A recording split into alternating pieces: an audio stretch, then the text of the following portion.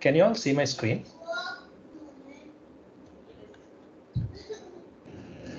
Yes, I can see your screen. Okay.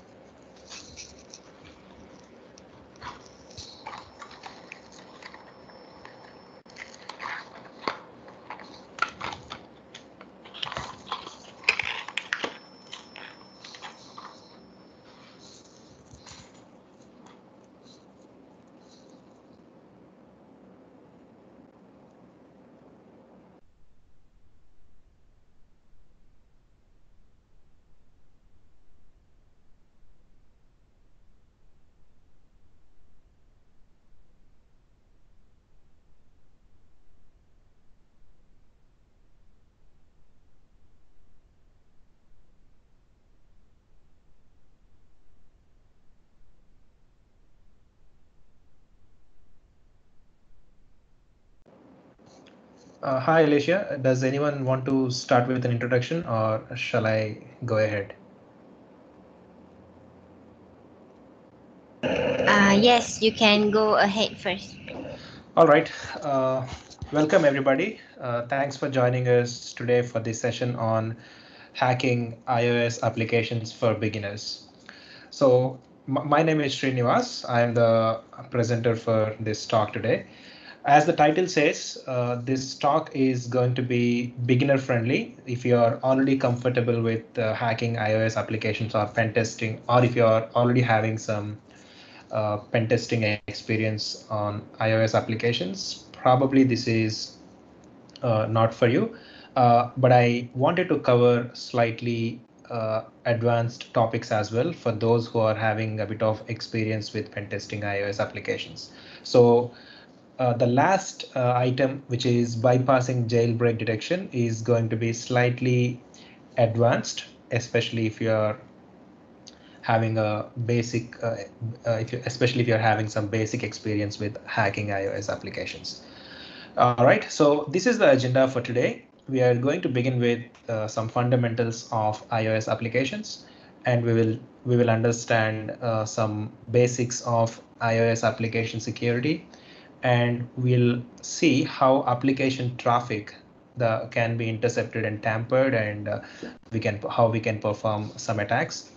And after that, we will see some server-side vulnerabilities. After all the mobile applications that are running on your devices interact with some sort of backend server. So at the end of the day, even if we are trying to hack iOS applications, we are more interested in finding out security issues on the server side because they are more valuable and they'll have more impact. And we are going to see insecure data storage vulnerabilities. where we are going to see how applications may store some sensitive data on the device itself. And finally, I'm going to show how we can bypass jailbreak detection. So when we talk about it, we are so especially some applications detect jailbroken devices. So they won't run on jailbroken devices. If the device is jailbroken, the app probably may quit, or it will throw an error saying the device is jailbroken or something like that. So we are going to see how we can fool such applications in a way that they think that the device is not jailbroken, even if it is jailbroken. So the last few minutes will be left for Q&A. So if you have any questions at the end of the session, you can feel free to leave them in the chat, and we will try to answer as many as possible. But while the session is going on, if you have any questions, if something is not clear, you can feel free to put them in the chat. I'll try to answer them whenever I see them. All right. So before we get started, can we just can you all please can somebody please let me know if you are able to see the screen and hear me properly? Alicia, is it clear? My voice is my voice audible? Yeah, I can hear your voice clearly. All right. Okay, so let's begin with introduction to iOS applications. Just in case if you're hearing the word iOS for the first time, it is the Apple's operating system. If you are using an iPhone, or if you are using an iPad, iOS is the operating system that you have on those devices. So it's Apple's proprietary operating system for iDevices. And applications that are being run on your iDevices are usually developed using these languages. So they are not strictly developed only using these languages, but most of the apps that are in the App Store are developed using Objective-C and Swift. Objective-C is the oldest or the older language of it's the older language, and the latest version is the Swift. So what I mean is the applications that are developed earlier, probably 3-4 years back, were fully developed in Objective-C. So this is the language we used to have. Now, Apple came up with a new proprietary language called Swift. So most of the modern applications are being developed using Swift. Swift language is pretty easy to use. Objective-C is slightly complicated. But at the end of the day, even if you are building applications using Swift, they are still going to run using Objective-C runtime. So that's something that we need to note. And IDE is Xcode. If you are using a MacBook, you probably might have heard about Xcode. Xcode is the integrated development environment for developing iOS applications. If you heard about Eclipse for Java development, it is something similar to that. And every application that you see, every application that you download from the App Store will have the extension .ipa. Similarly, something like your text file, every text file will have .txt extension, every PDF file will have .pdf extension. Similarly, every iOS application that you download or that you develop will have the extension .ipa. I'm going to show you some sample applications and you will get an idea. And apps can be downloaded from the App Store. We all know that. Now, talking about application security, because this session is not about how to develop applications and all that. So let's get straight into application security. Every application comes with its own functionality. If you talk about games, they will have a different functionality. If you're talking about a banking application, that will have separate functionality. So depending on the features, some vulnerabilities change. So if you're talking about a gaming application, probably you want to cheat and you want to increase the scores, or you want to get some more points by hacking into the application. If you're talking about a banking application, you may probably want to perform some malicious transactions, and you may want to get some money illegally into your accounts or something like that. So depending on the functionality of the application, the vulnerabilities may change. And there is no point and shoot technique that works on every app. So today, during this 1 hour, I'm going to show you some techniques, and it doesn't mean that these techniques can be straight away used on any application that you see in App Store. So typically, detailed analysis is required in most of the cases to be able to find flaws in applications.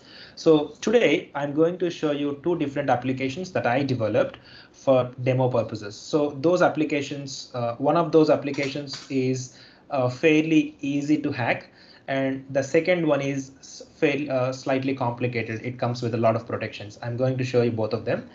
I do have those two apps running on my iDevice, iPhone, and I'm going to project my screen onto the MacBook here, so you will be able to see the screen of my iPhone.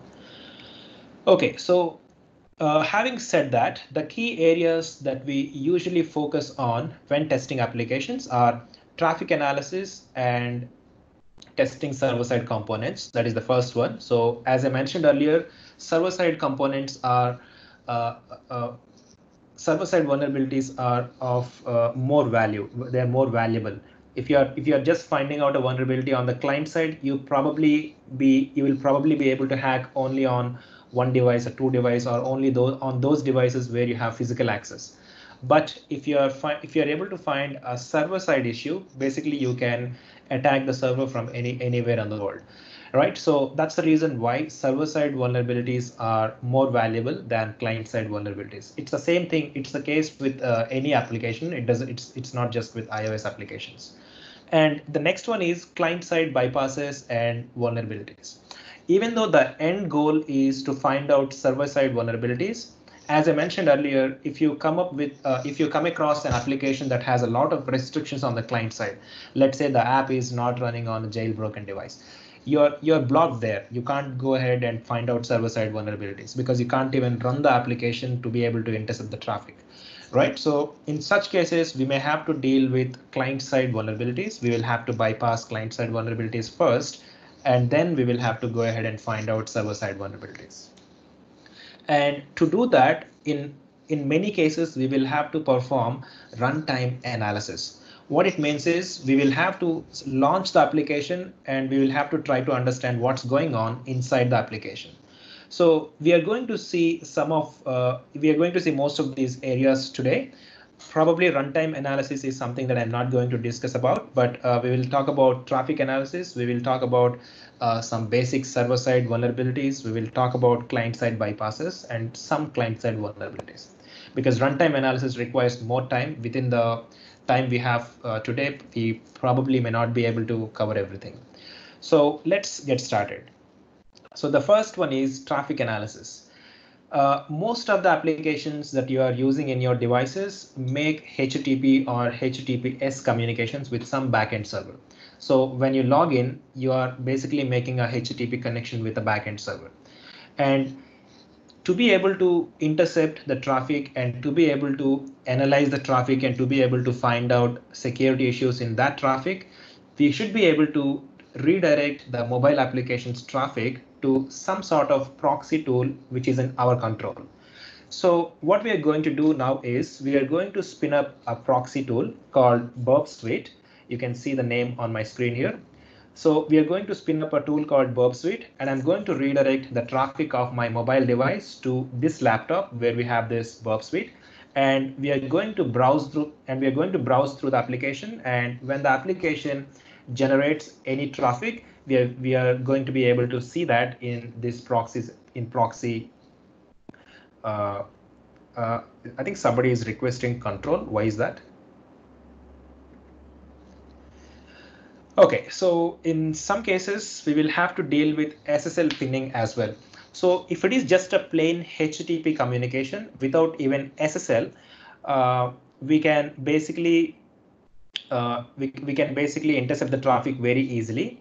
If the application is making SSL communications, then we will have to install the certificate of the Burp Suite that I'm going to show you just in a moment.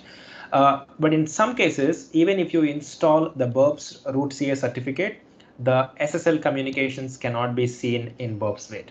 So we will have to. So that's because of something called SSL pinning. SSL pinning is basically to ensure that your application is making SSL communications only with the intended server. So in this case, we are talking about intercepting the traffic using another proxy tool. So obviously the application is communicating with the proxy tool first, and then it is sending the traffic to a server. So obviously it will fail because SSL pinning is implemented. Now, in the application that I'm going to show you, we don't have SSL pinning, so it's going to be fairly easy to intercept the traffic. So let's see a quick demo of how we can do traffic analysis to be able to find out server-side issues. First, I'm going to launch Burp Suite. I hope you are able to see my screen. I have Burp Suite up and running. And I'm going to start something called QuickTime Player so that you can see my mobile applications on my screen.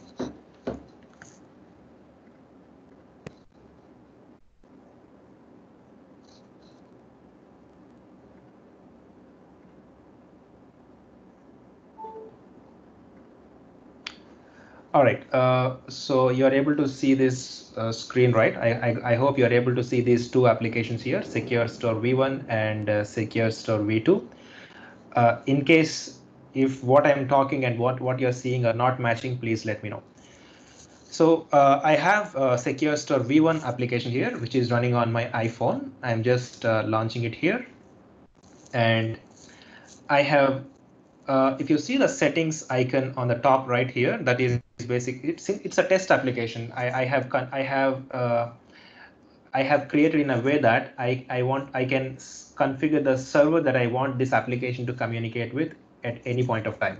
So I have already configured it, and this application will now be able to communicate with my backend server. So it's a two-tier application. It's a three-tier application, in fact. So when I try to log into this application, it is going to make some connections with the backend server. Let me just show you one feature where it is going to make a HTTP connection. I'm going to tap on this About Us button here. If you see this, it is loading a page. So this page is basically loaded from a remote server. So this is the communication is going fine. Now, what we are interested in is we want to be able to see how the traffic is being sent to the server, what kind of APIs are being invoked.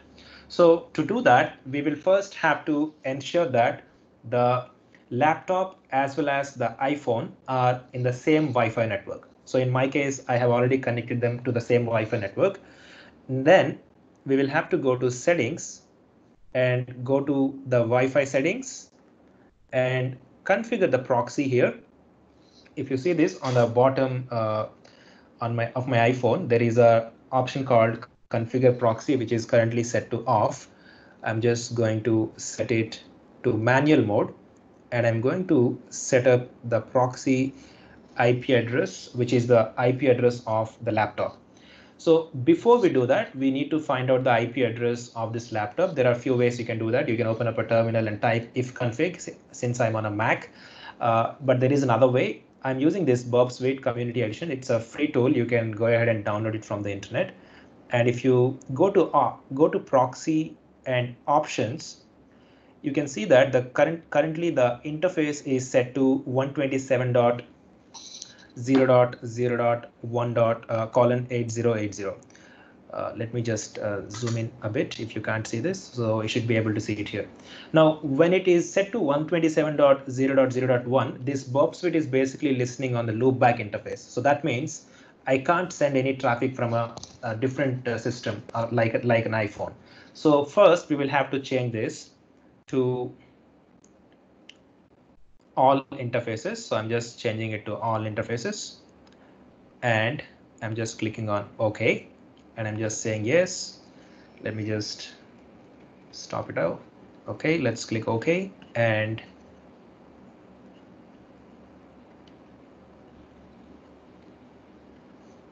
I think it is stuck. Let me just give me a moment.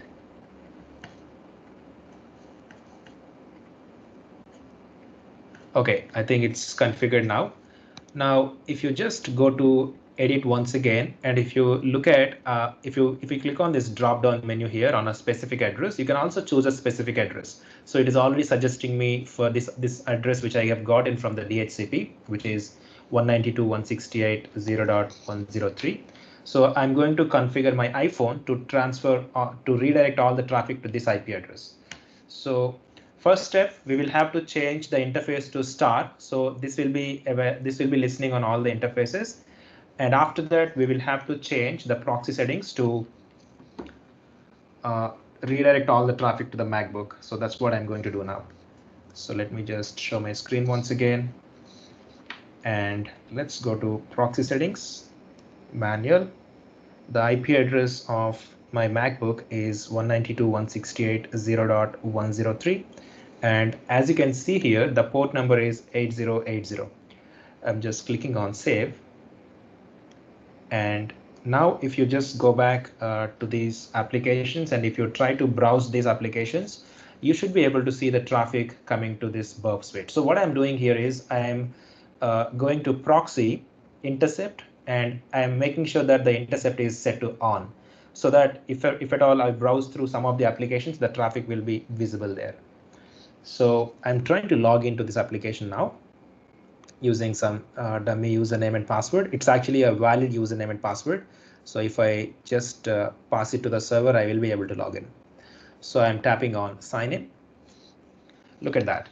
You're able to see the username that I have entered into the application and the password that I have entered into the application. So since, as I mentioned earlier, this is a dummy application created for demos to show security issues in mobile applications. So what I have done was I have just quickly forwarded the request, and as you can see on the screen, I'm able to log in. Now, let me just go to proxy intercept on once again. And this time, let's click on this view profile button. So I've just tapped on that, and look at that. It is now sending a session token, and let's see what it is sending back. So before I forward this request to the server, I'm giving a right click and sending this particular request to a tool called Repeater. It's part of Burp Suite. We will go back to Repeater later, but let me just forward this request. And now you should see that the user has gotten some details back to the client. So if you see this, it's only displaying username and email ID. So view profile basically shows the username and email ID of the user who is logged in. So that's the feature of this application. Now, what we are interested in is we have seen how we can intercept the traffic of an application. Now, what we are interested in is we want to find out some server-side security issues. So this is the first step in finding out server-side security issues. We should be able to see the traffic. So now that we are able to see the traffic, let's see if this particular backend APIs have any security issues in them. So if you remember, I have just forwarded my request to Repeater. I'm not sure how many of you have noticed, I have actually sent both the login request as well as the view profile request. So let's first take a look at the login requests. This is a login request. If you click on send, you can actually basically get the response. So the advantage of Repeater tab is basically to be able to repeat the requests without browsing through the application once again. So I have captured my login request here, and I can basically modify anything, and I can try to send it once again like that. Right, so this is the valid response that we have gotten earlier. So if you notice, the username and the password are being sent in the GET request. You might have heard it many times that we don't want to pass sensitive information in GET requests. The reason is if you pass this sensitive information in GET requests, the server administrator will be able to see these passwords in the server's access logs. So we as a best practice, we do not want to store any passwords in clear text anywhere, right? Even in the database, we want to store them in encrypted format or a hashed format. But if you send these passwords in clear text, what happens is, when you send these passwords in GET request, what happens is these passwords will be stored in access logs in clear text, even though you're storing them in encrypted format in the database. So that's the problem. And that's the reason why we should always send sensitive data in post requests so that they won't be stored in access logs. All right, so that's the first one. Now let's take a look at the second request, which is view profile. Now in this view profile request, we do have a token that is being sent to the server. Let's see what happens when we send this request. If you look at the response here, we are getting the username back, we are getting the email ID back, and if you remember on the screen of the iPhone, when we tapped on view profile request, we are only seeing the username and email ID. Let me just show you again. If you see this, we are only seeing the username and email ID. So what that means is the application that is running on the device only requires the username and the email ID. But in this case, what's happening is the developer is basically retrieving everything from the database, and he is sending everything back to the client. So he is basically leaking some information that is not required by the application. So this is one classic API specific vulnerability. So he is basically sending the token and as well as the user's password. If you see this, the backend API is able to send the user's password in clear text in the server response. So that means somewhere, somehow, this password is being stored in clear text in the backend, or at least in reversible format. So this is another problem. We don't want passwords or any sensitive information to be stored in clear text in the backend, right? So that's another problem. Now let's see what else we can do on this particular API. So another classic attack that is possible on this particular API is SQL injection. So this token is being sent to the server, and some information is being retrieved from the database based on this token. So what I'll try to do is I will just make it an invalid token, let's say 123, and I'll form some SQL injection payload here. So this is a classic SQL injection payload. What happens is when it is executed by the backend, it will check whether the token 123 exists or not, or it will check whether 1 equals to 1. If 1 equals to 1, or at least the token equals to 123, the request is going to be successful and it is going to retrieve some data from the database. In this case, this token is going to be invalid because 123 doesn't exist. So this particular condition is going to be valid if the backend application is vulnerable to SQL injection. So let's forward this request and see what happens. Look at that. We have gotten someone else's account details. Attacker at gmail.com, and some token, and the password is attacker. If you remember, the original account that we used for this request is secure store and secure store. But by using SQL injection, we are able to retrieve someone else's credentials. So that's another problem that we can identify. So the point here is that once after being able to intercept the traffic from an application, we will be able to perform some server-side attacks. So that's the whole point behind showing all these attacks on these APIs. But as the title says, this is a session on iOS application security. So let's stop the server-side vulnerabilities here and let's get back to the client-side issues. So I'm just switching back to my slides. And I hope I have given you some insights into how traffic analysis can be used to perform server-side vulnerabilities. Now, I have already discussed about server-side vulnerabilities here. As I mentioned earlier, server-side vulnerabilities are often more valuable because you can attack the server instead of just a mobile device or mobile application that is running on the device. And it is very common to see server-side interactions, right? Many applications make use of backend APIs to communicate with the servers, and classic web application specific vulnerabilities or API specific vulnerabilities are applicable even here. So we can have SQL injection, we can have lack of rate limiting, because of which we can perform brute force attacks, and we can have XXC attacks if the application is taking any, if the backend API is taking any XML data, and we can see sensitive data in responses like I have shown you. In our case, the API is basically sending a clear text password in the sensitive in the response. So among this list of items, I have shown you SQL injection and sensitive data in responses. So this is how we can find out server-side vulnerabilities in iOS applications.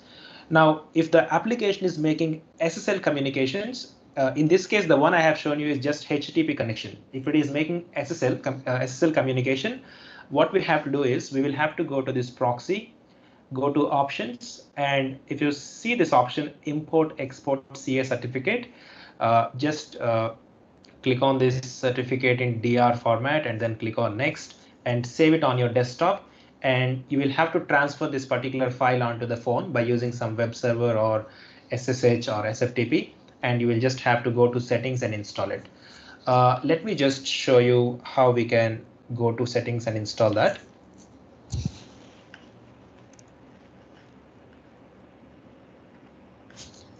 So I'm just going to settings and general and profiles and device management. And if you see, there is something called Portswigger CA. So this is what you would be installing when you download it from web server. So what happens is after you export this, you put it on some web server or somewhere and open the browser in your iPhone. Or in fact, another easier way of doing that is to basically open your browser and http://burp.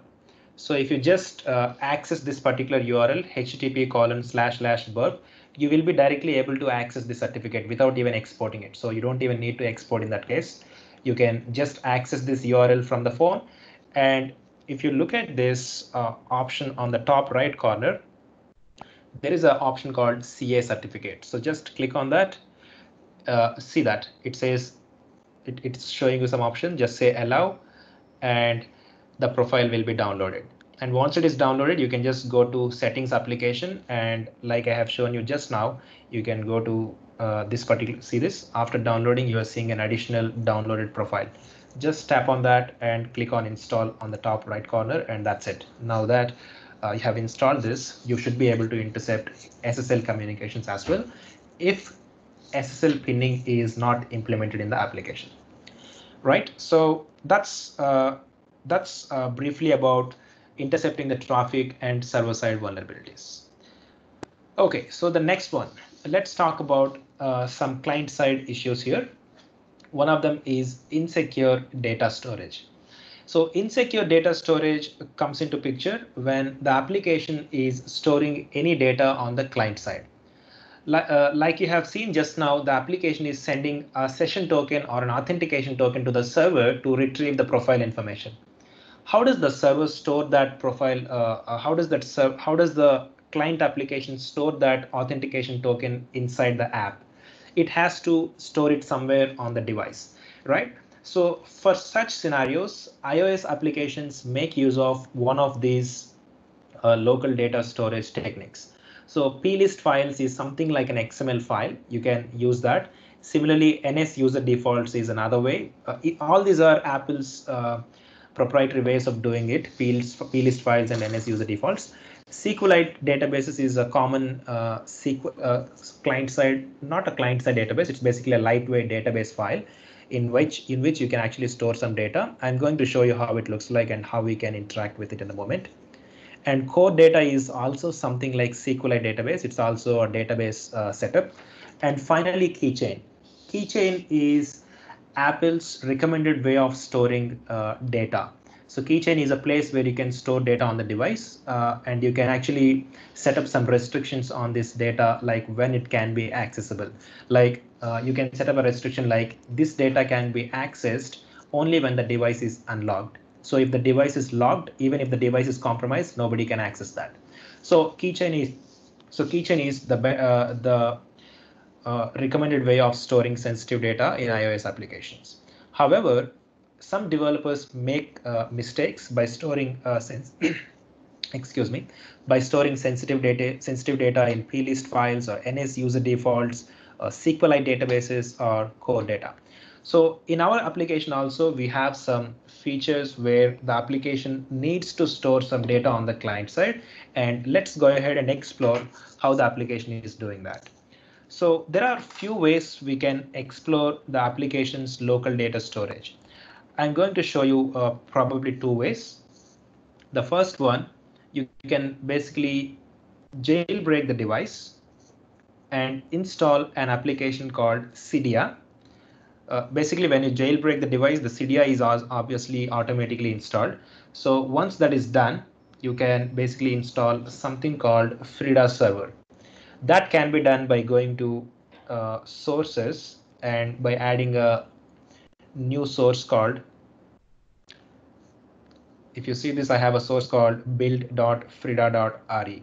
So by adding this, you can install Frida server. Frida server basically allows you to inject JavaScript into the servers, into the application's runtime, and you will be able to control the application at runtime by using your JavaScript. We are not going to get into how to write Frida scripts and all that in this session, but just remember that you can use Frida server to be able to control the applications that are running on the device. For this, the device needs to be rooted, jailbroken. Now on the client which is my MacBook, I do have Frida client installed. Similarly, I do have another tool called Objection. So these two tools are extremely useful when performing iOS application security testing.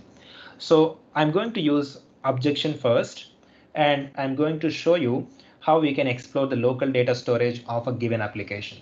So before we find out, before we get a shell using Objection, let me just show you how we can use, how you can identify the bundle identifier of the application.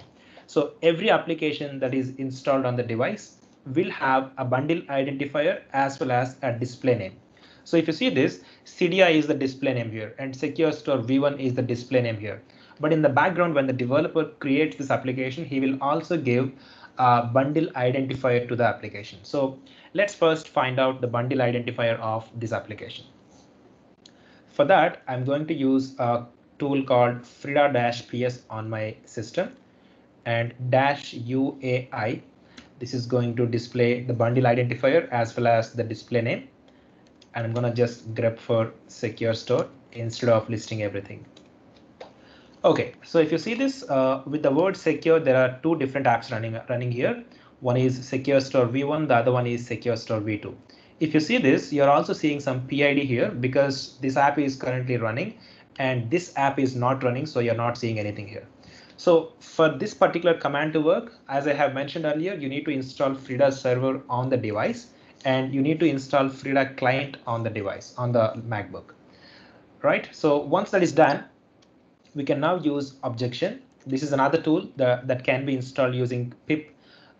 Installation is pretty easy for this Objection tool. pip3 install Objection. That's it.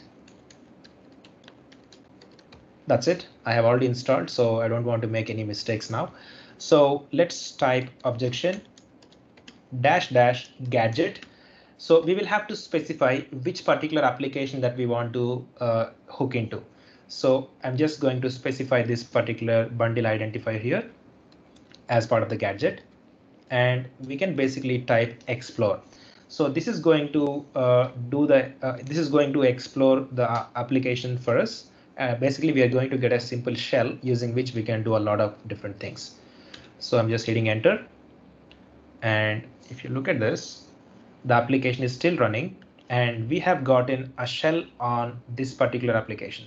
I mean, on the device, basically we are hooking into the application to be precise. So cst.securestore-v1, you can see this on the application, on the shell.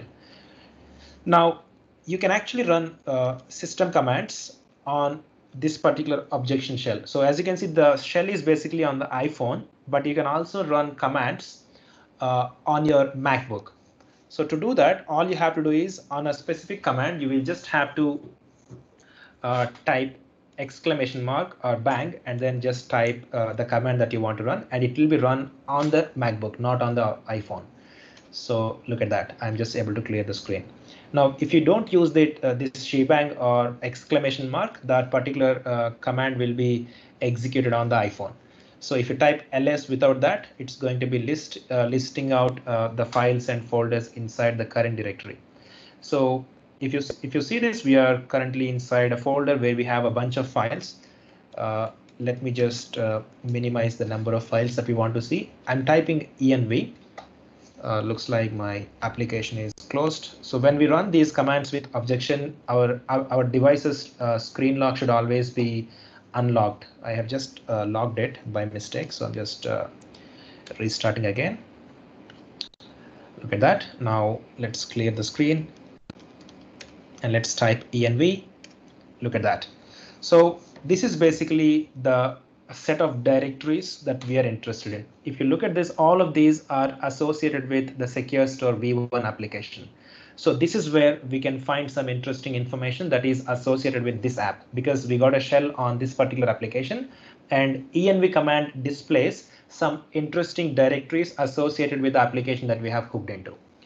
Now on iPhone, you can also basically get a SSH shell like this. Let me just show you how we can do that.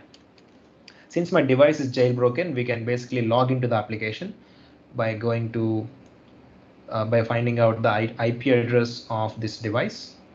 So if you look at this, the IP address of the device is 0.100. So we can just log into the iPhone 162.0.100 and enter the password. And look at that, I have logged in to the iDevice. Now we can basically navigate to the same directory from there also. So the reason why objection is very convenient is, let me show you. First, instead of just navigating completely to this particular directory, I'm only navigating till here, and then you will realize why objection is better. So I'm just typing cd and this directory and type ls. Look at that. There are a bunch of UUIDs available within this directory, and one among these UUIDs will be the application that we are looking for. So in this case, the objection is basically showing which particular directory we are interested in. So if you go back, this will be available somewhere. So let me just copy there and type this, and look at that. We are able to navigate this. That means one of them is our application. So if you are going by shell, you will have to do some Linux foo, and then we will have to identify the exact folder that we want. But if you go with objection, it is going to show you directly. Now, as I mentioned, what we are interested in is understanding how this app is storing data locally. So let's navigate to one of these directories. So I'm just going to this third one, which is documents. And I'm typing ls. And if you see this, there are a bunch of files available here. First run.plist, userdetails.plist, config.plist, and bankdetails.db. Just by using some common sense, we can clearly see that userdetails.plist file may contain some user details, and bankdetails.db file may contain some bank details. Now, the bank details can be saved within this application by storing something here. So you can enter some bank details after logging into the application. So let me just enter some test data here.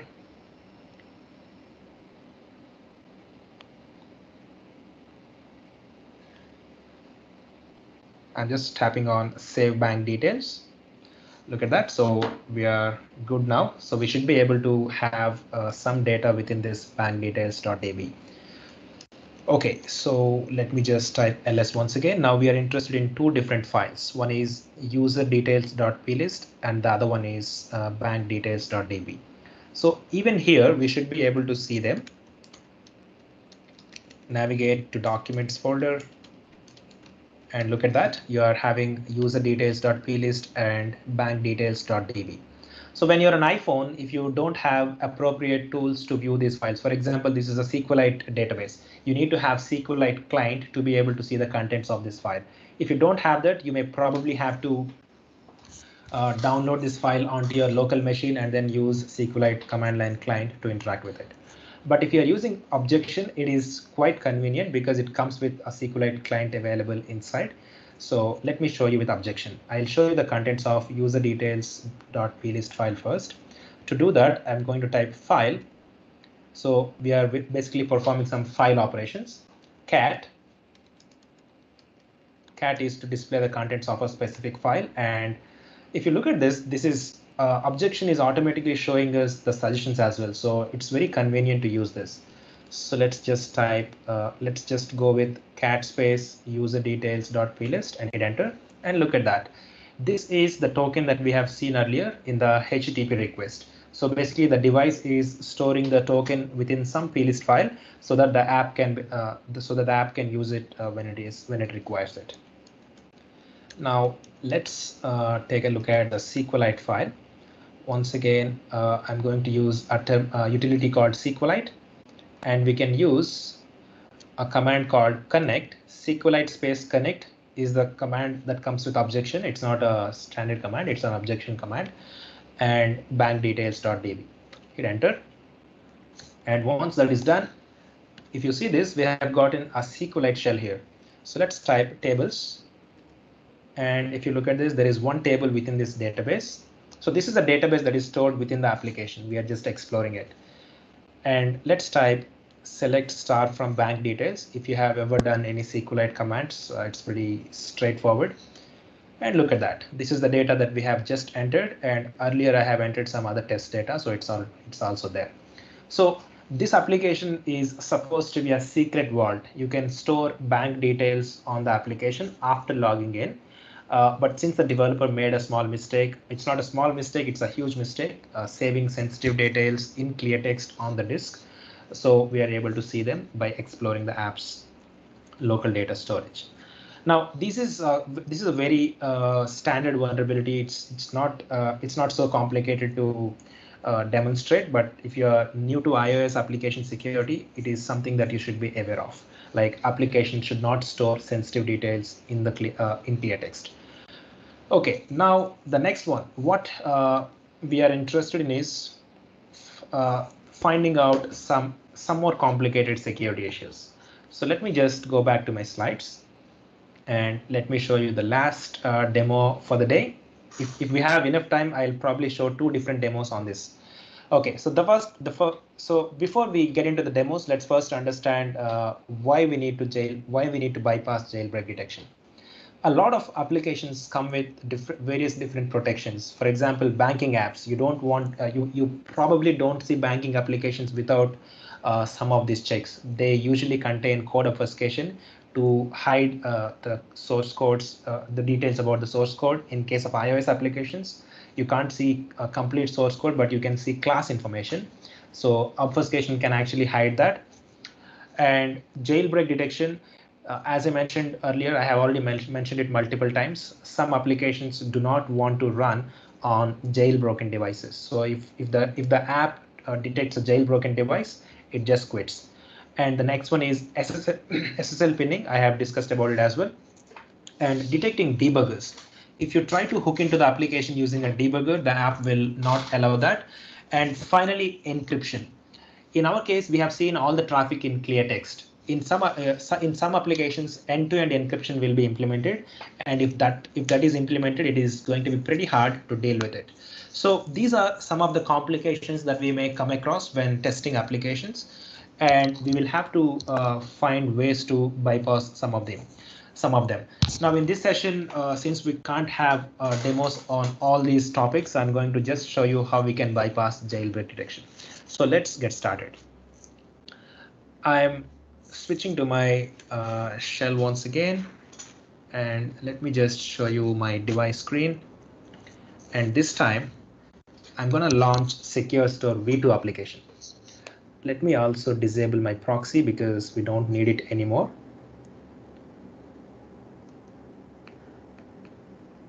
Okay, so if you see this, I do have another version of the same app, which is having some more complications. So this app basically comes with SSL pinning, jailbreak detection, end-to-end encryption, and all that. But we are going to see how we can bypass jailbreak detection. So I'm just launching this app and let's see what happens. Look at that. It's launching, but it just quits. It doesn't allow you to access the app after some time. So it just exits. So let's see how we can bypass this. I'm going to show you 2 different ways. I'll probably quickly show you the first one. Objection itself allows you to bypass jailbreak detection, but in some cases it may not work. In this particular case, it is going to work. So what I'll do is I will quickly adjust my screen so you can see both the terminal as well as the device. Okay, so let me just type objection. Let me just type this once again for the Secure Store v1 first, and I want to show you some simple command. So within this objection shell, you can actually explore a lot of different iOS specific commands. For instance, iOS jailbreak disable. You can run this command within this. So if this particular application comes with jailbreak detection, this command can actually disable that jailbreak and we can run the application happily. But in this case, with Secure Store v2 application, the application is not even launching. So how we can get a shell and then run this command? So it's pretty hard. So that's where we have to do something called early instrumentation. So what it means is we will have to run this command as and when the application starts. So let me just show you how we can do that. Just I have just copied this particular command. So just remember that.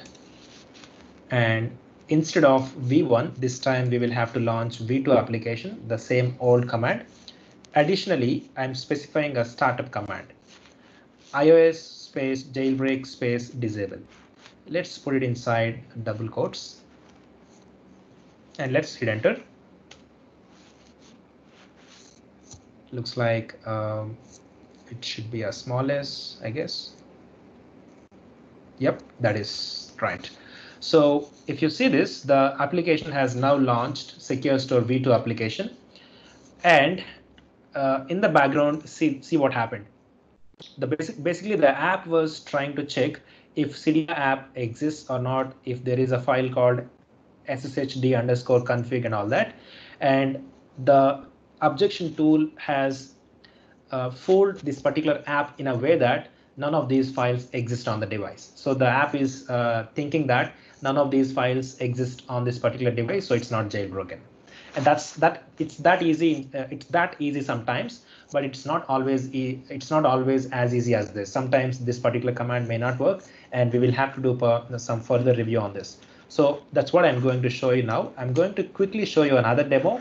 It's going to include some reverse engineering concepts. So for some of you, it may be looking slightly complicated, but you will get the point. Try to keep an eye here. You will understand it. So I'm just going to delete this app, the Secure Store V2.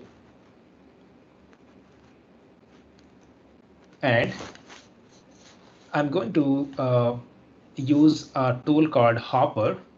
And I have, so this is the Secure Store v2.ipf file that we have. So this is the app that you have just seen. Now this application basically comes with jailbreak detection. Now what I'm going to do is I will probably create a new folder called JB bypass, and I will put it inside this, and I will need another file for signing the application, not for modifying it. So I'll just keep both of them here. Now, as I mentioned earlier, every app comes with an extension called Secure Store v2.ipa. So I'm just going to rename this. IPA file is nothing but a zip file, so it's pretty easy to rename this. So we can just rename it as zip, and we can do a right click and extract it. And you will see a folder called payload. This is the folder which actually contains all the code that you need. So I'm just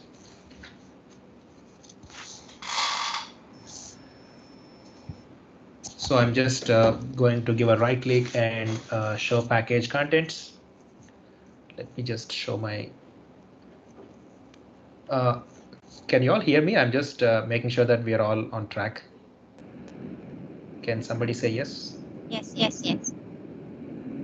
Yes, yes, yes, yes. Hello, yes. I can't hear you.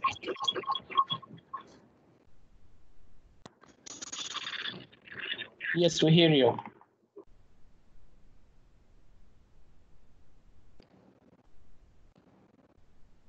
All right, sure. Okay, so I'll talk about the mobile provisioning profiles in the QA. Somebody was asking about it, but I'll let you know.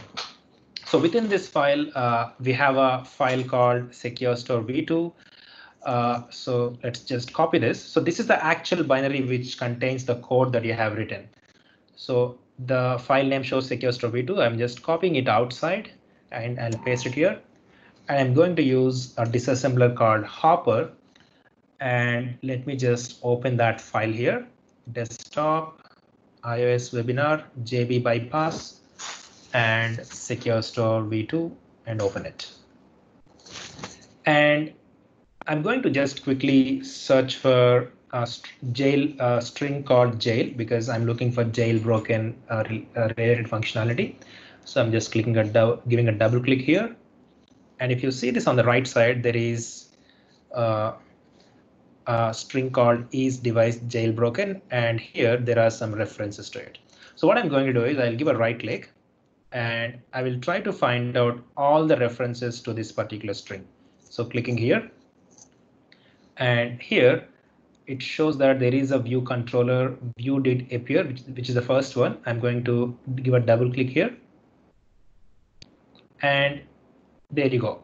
if you see this, there is a reference from here is device jailbroken, and this is the actual code which is actually causing this device jailbroken check.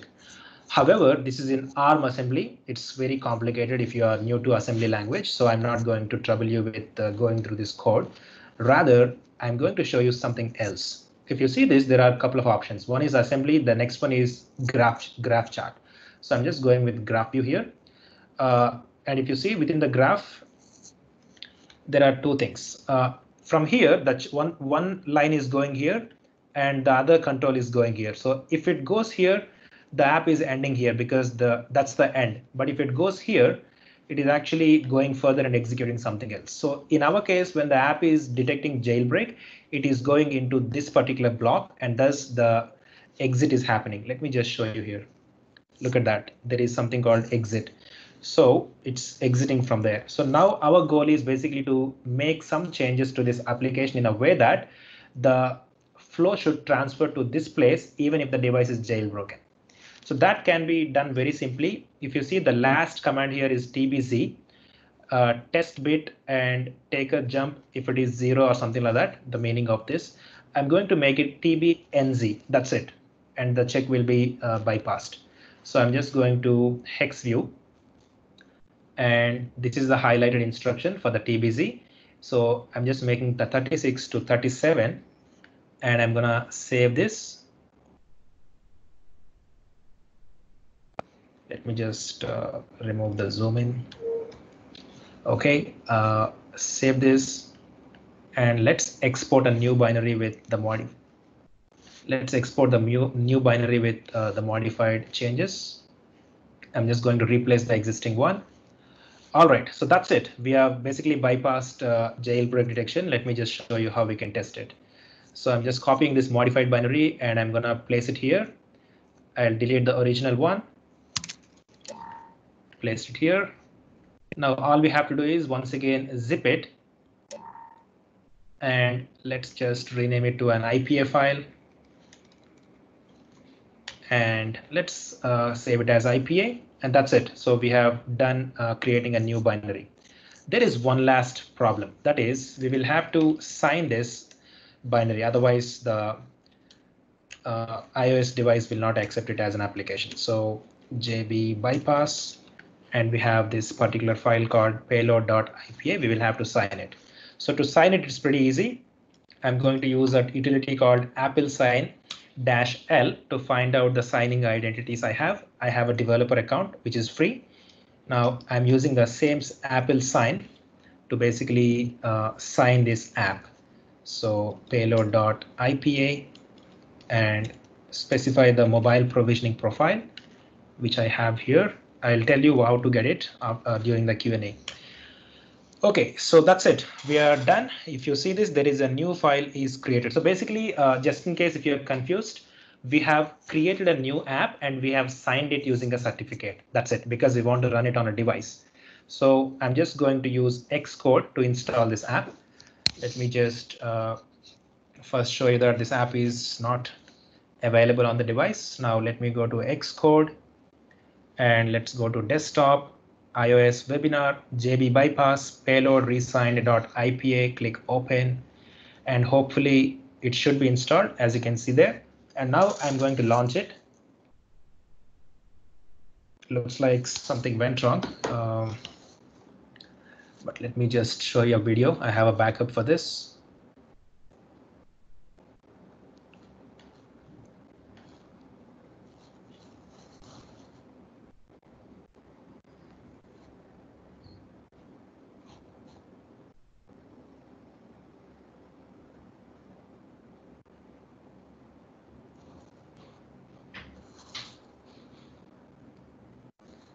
So the same thing, basically I have just shown you. Maybe I have properly jailbreak made the modifications. So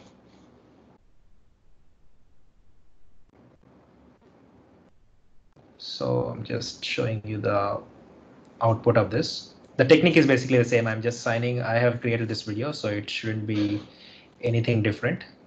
Maybe I have missed some step somewhere, like while saving the file or something. So if you see this, That's the original bind. Oops, I think.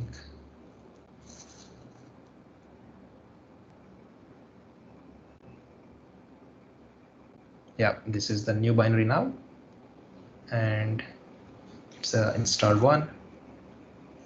And if you try to launch it, it works fine.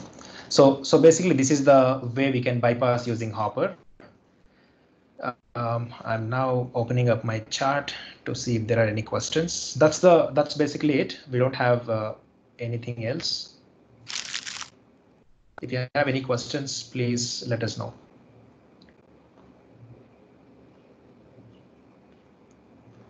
I'm just going from the top.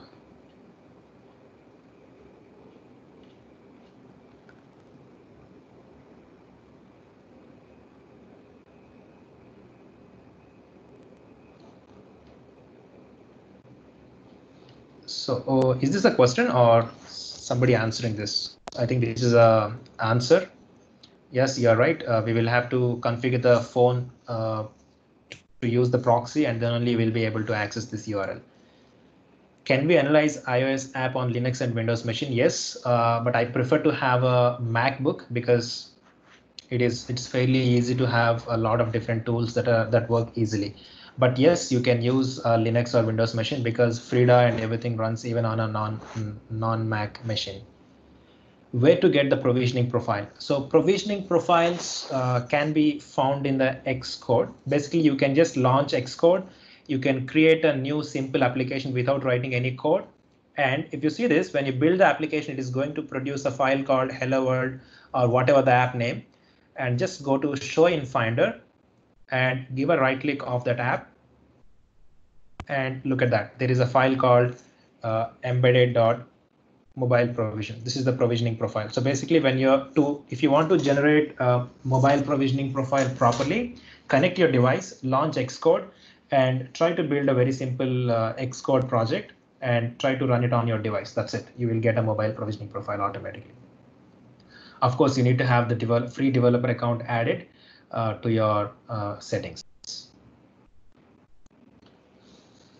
And can you share the last exploit video to us? I will try to send it. Yeah. Instead of using Hopper, could you use IDA Pro or Ghidra? Yes, I think yes. It's just, I mean, I'm not sure if they support ARM64 or not. You can use any disassembler that supports ARM64. It should be fine. I haven't used Ghidra, or I don't know. I don't even know if I'm pronouncing it properly. But yes, the answer is if they support ARM64 disassembly, yes, you should be able to do it. And how can we do same hacking steps in Android? We are going to do the exact same session on Android soon. So probably you can attend that as well. We will basically replicate the same things on Android with the same two different applications that are built for Android. OK, when you send a wrong token ID, you don't choose token ID to retrieve. So it's random or it's the last user. Oh, it's the last user which is basically being retrieved. But since you have SQL injection, you can actually change the payload in a way that you can retrieve any user in the database. So you can modify that payload here. So we can actually write some union select queries, and you can basically perform the traditional SQL injection to retrieve data from any table in the database because it's after all SQL injection. OK, can we use same tools in Android? Yes, Android also has objection. You can use that. Got others iOS emulator. There are iOS emulators. I mean that comes with the Xcode. You can basically see them here. But they are not so convenient for pen testing because they are not. They don't really simulate the exact real iPhone. So you can look for things like local data storage and stuff like that, but probably not runtime analysis and things like that. So yeah, so the answer is you have iOS simulators, but it's not pretty convenient for use. The simulators are basically useful for development, not for pen testing. Can we use Frida to bypass SSL pinning too? Yes, we can. Just that we need to do a bit of analysis on how the app is detecting SSL, how the app is making the check, and we can bypass SSL pinning. Can we have your contact info for training, please? This is your contact information. You can take a note of this slide, and you can probably contact us, or maybe our marketing team or sales team will reach out to you. But you can probably take a screenshot of this. Okay. Can you repeat the steps when you convert the code to binary? I still don't understand how to bypass the exit code. So basically, I have just, if you go back, let me just show you that. It's pretty simple. I just changed one instruction. Okay, I'll probably show the video later. After completing all the questions, I'll show you, because let's not keep other people waiting here since we are already 5 minutes late. I'll show you the jailbreak detection thing in a moment. Any resources to share where we can find more info on pen testing iOS applications?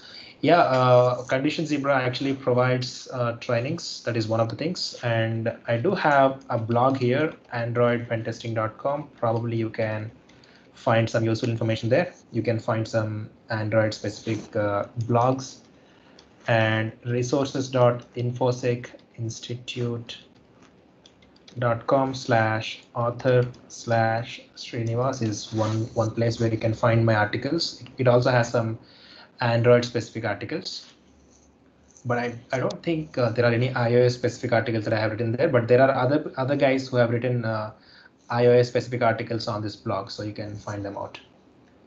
And what iPhone is suggest for security testing? Basically, you can use any iDevice, but just that you have to make sure that it can be jailbroken. If you're using a latest version of iOS, you probably won't be able to jailbreak it. In my case, I'm using iPhone 6s, and the iOS version is 12.4. You can use any iOS device which has an iOS version which is compatible for jailbreak. So basically, you can go with any iPhone. It can be iPhone 11 Pro or 11 or 10. Anything is fine. Just find it online whether you can jailbreak it or not. Is there a way to detect jailbroken devices on server side? Even if you want to detect it on the server side, you will have to send some information from the client. So at the end of the day, you will have to make some client side check. So I don't think it is possible to detect it solely on the server side. It's at the end of the day, it's a client side check.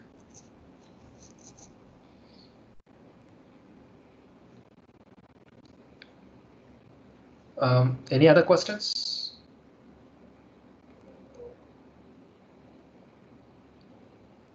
If not, I'll probably quickly show you the video once again, the one I have just shown you.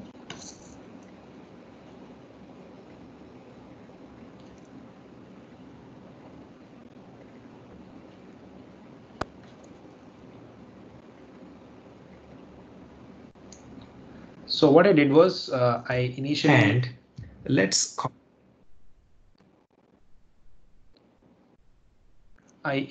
opened this particular file in Hopper,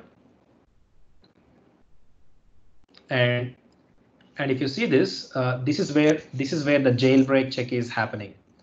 Once the app detects jailbreak status, and if it confirms that the device is jailbroken, it is going to redirect the flow to this particular block. And once this block executes, the app is exiting, because that's the code that is written here. The app should exit. But if you can redirect that in somehow, if you can redirect that somehow to be able to execute this particular code, the app will work fine without exiting. So that's what we have tried to do. So this particular line of code is doing that check. So TBZ is to check something, and if that something is detected, and we will probably redirect to this block. but that's not happening. So what we try to do is we try to flip a small check here in a way that, see, ideally, if the check is right, it should go here. If the check is not right, it should go here. That's how the app is built. But what we did is, if the check is right, go here. If the check is not right, go here. That's what we are trying to do. So we are just flipping the check by making a small change to this instruction. So TBZ is the instruction which is executing here. So to change that, I have used hex mode. So I went to hex mode, and instead of 36, 36 is for TBZ, I have made it 37. So basically 37 is for TBNZ. So if you overwrite the instruction with 37, it will basically flip that particular check, and it will bypass jailbreak detection. Yeah, just need to make it 37 and then save the file. That's it.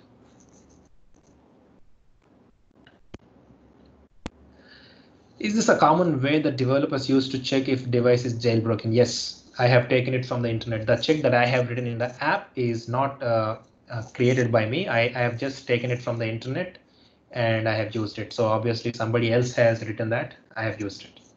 Yes, I think from Stack Overflow. Is this how they make APK version of games in Android or apps? Is this how they make APK version of games in Android? APK files are completely different. I'm not sure if I understand the question properly. So we can do similar things even in APKs. But when you create the games for IPA file, it is not the way they produce the APK file. I think either they have to write a common code to produce two different files, or they will have to write native code separately for APKs and IPA files. Can we have the recording of this workshop? I think the team will send it to you. Is this a common way that developers use? I answered it as well. Can we have? Yep. So yeah, I have already answered those. I think the team will send it to you. If you don't have any other questions, I think we are good. Alicia, do you have anything else to say? Nothing. Thank you, Mrs. Ree. Oh, sorry. Can you hear? I think I have some problem with. I can hear you now. Hello, can you hear me? Yes, yes. Okay, thank you, Mrs. Ree, for sharing for this session. Okay, and thank you all for joining our webinar today. I will send the recorded session to you guys by tomorrow. And please feel free to WhatsApp us if you have any inquiry regarding our IT services. Thank you. All right. Thank you, everyone, for joining us. Have a great day.